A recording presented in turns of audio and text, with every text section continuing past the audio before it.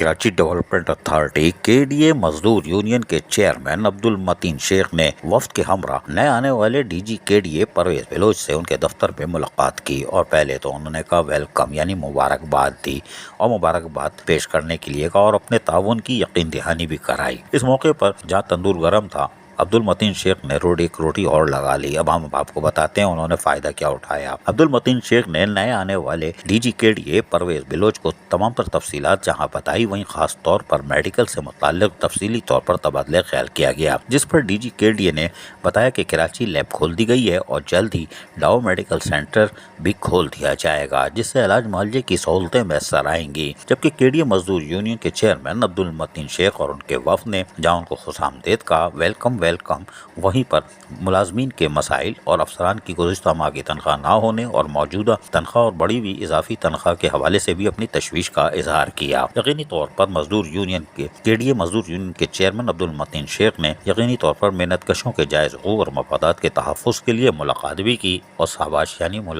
Welcome بھی کر لیا۔ پتہ نہیں اگلی ملاقات ہو یا نہ ہو، اسی میں سب کہہ دو اچھا کیا۔ عزیز عارف، KBS بلدیاتی نیوز کراچی۔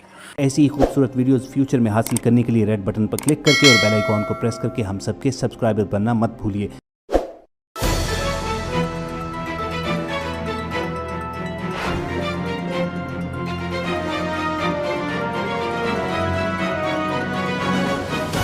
KBS بلدیاتی نیوز۔